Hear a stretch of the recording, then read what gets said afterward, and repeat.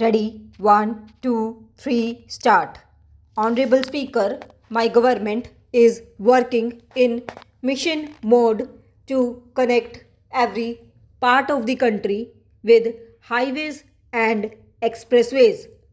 The Prime Minister Gati Shakti National Master Plan has accelerated the pace of project completion. 10 years ago, the budget for capex was around 2 lakh crore rupees, which has now increased to over 11 lakh crore rupees in the last budget. Continuing the progress of the last decade, my government has made record investments in the past 6 months in infrastructure for the future. The foundation has been laid for India's first deep water mega port at Vadhavan.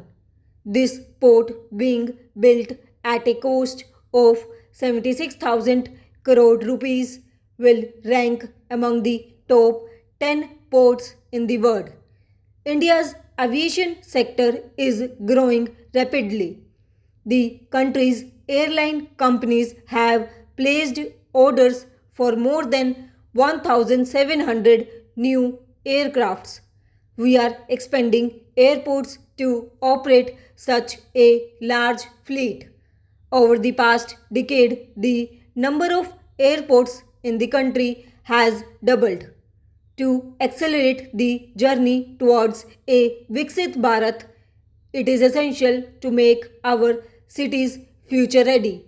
In this direction, my government has focused on modernizing urban amenities and making them energy efficient.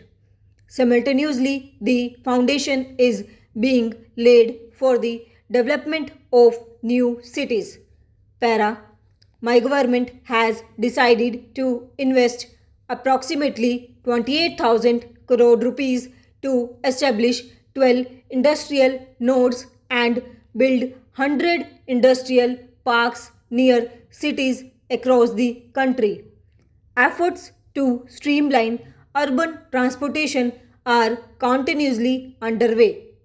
Metro projects in Delhi, Pune, Thane, and Bengaluru, along with the recently launched Namo Bharat Rapid Rail services on the Ahmedabad Bhuj route, are shaping the cities of a Viksit Bharat. Just a few weeks ago, work began on the Rithala Narela Kundali corridor in Delhi, which will be one of the major sections of the Delhi metro network. The metro routes in Delhi are expanding rapidly due to my government's continuous efforts. In 2014, the total metro network in Delhi NCR was less than 200 kilometers. Now it has more than doubled. Today, I am extremely pleased to share that India's metro network has crossed the milestone of 1000 kilometers. India has now become the third largest country in the world in terms of metro networks. Additionally, the decision to deploy 52,000 electric buses in the country at an estimated cost of 8,000 crore rupees will provide smooth and clean urban transportation. Para, my government has consistently worked on policies of multidimensional and inclusive development.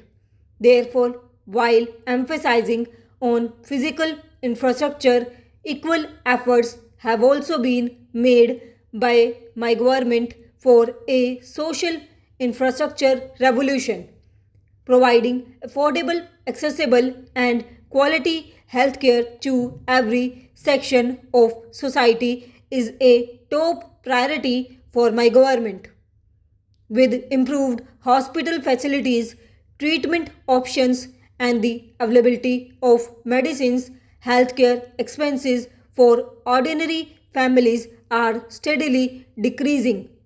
To ensure that better healthcare services reach citizens, 1.75 lakh Ayushman Arogya Mandirs have been established across the country. Considering the rising number of cancer patients and the high cost of treatment, several cancer drugs have been exempted from customs duty. Nearly 9 crore women have been screened for cervical cancer. Due to the efforts of my government, significant progress has been made in combating and encephalitis, with the mortality rate due to this disease reduced to 6%. Under the National TB Eradication Program, the number of TB patients has also decreased. I urge all citizens and honorable MPs to contribute towards the success of the TB Free India campaign. India has also seen substantial improvements in maternal and infant mortality rates. Para, the government is boosting health infrastructure and medical equipment manufacturing. New bulk drug and medical devices parks are being developed in the country, creating numerous employment opportunities.